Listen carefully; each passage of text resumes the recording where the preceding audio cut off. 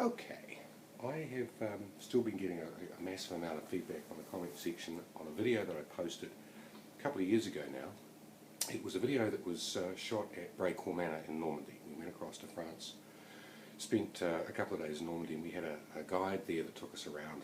Fantastic guy, very knowledgeable, very professional, had a wonderful time. One of the clips that we filmed there was, I think it's called Captain Spiers' Psycho Killer. I posted a number of years and it's just caused a furore and it's ongoing.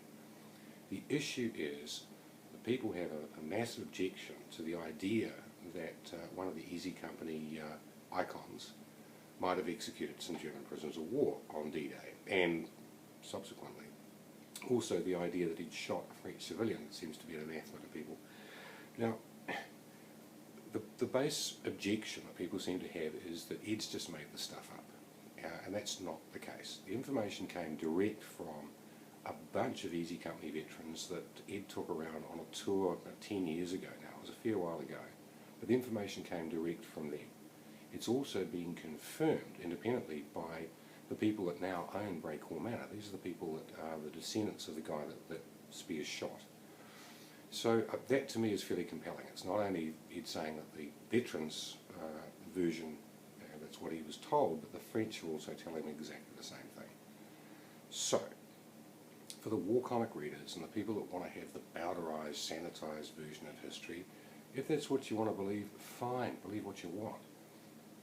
But for those of us who are a little bit more interested in the nitty-gritty grey areas of history, it's not a big deal. Paratroopers were killing, the British and American paratroopers were killing prisoners on D-Day. I wouldn't say as a matter of routine, but it was happening sufficiently frequently that it's not that remarkable.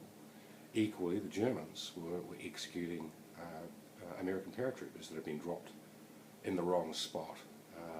There's a famous incident where they executed about 12, I think, guys that had been holed up in a church, inflicting a lot of casualties on an SS company that was trying to get through, and when the survivors were obliged to withdraw, they left their wounded behind, medics, and the SS came in and just executed everybody, including the guy that was the curator of the church.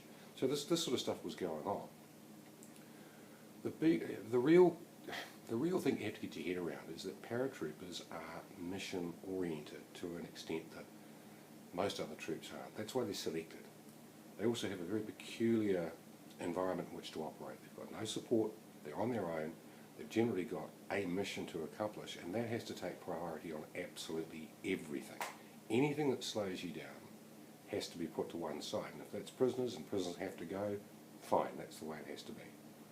There is a difference between not taking prisoners and executing prisoners. It's a very grey area, but the reality is that in the murky world of infantry combat, this kind of shit happens. It's happened in every army.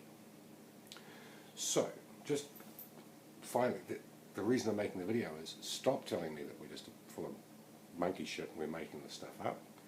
The information came direct from veterans. It's been confirmed by the French people in Breacourt Manor. Ed's a professional guide.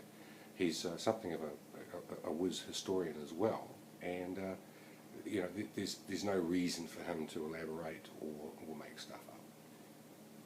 Very final word, it's a free country. You believe whatever the fuck you want to believe about what happened and whether Spiers was a paradigm of virtue or just an extremely capable but very, very tough, ruthless combat commander. Up to you. I don't give a rat's.